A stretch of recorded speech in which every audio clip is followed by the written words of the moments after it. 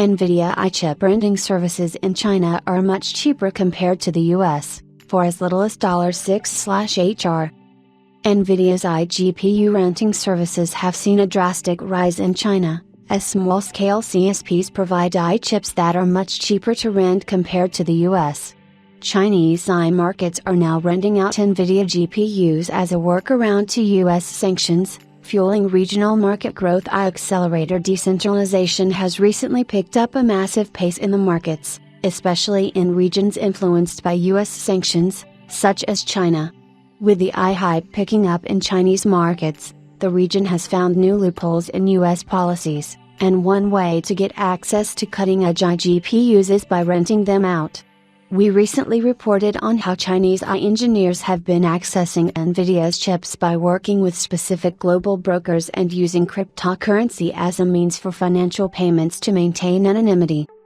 Now, the Financial Times reports that Chinese CSPs have stepped into the business, offering their hardware stack for renting out, and interestingly, the prices are phenomenally lower compared to what firms are offering in the US.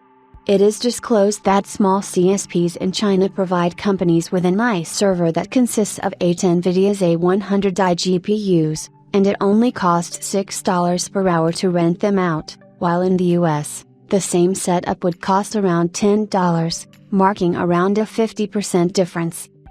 Interestingly, despite the US sanctions, NVIDIA's H100 and A100 GPUs are readily available in China, which is why the rental costs are much lower than in other regions. According to a Chinese startup founder, it is estimated that more than 100,000 of NVIDIA's H100 accelerators are present in the country, and they are being sold openly on Chinese marketplaces, notably Xiaohongshu and Alibaba's Taobao, and given the compact size of the chips, they are being smuggled all over the country.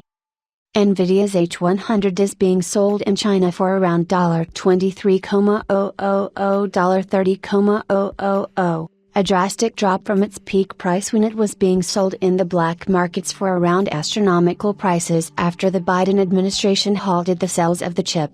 Apart from this, multiple Chinese firms are setting up subsidiaries in other countries and then acquiring NVIDIA's chips in an attempt to work around the US policies. So it's safe to say that the sanctions haven't had much of an impact on the markets.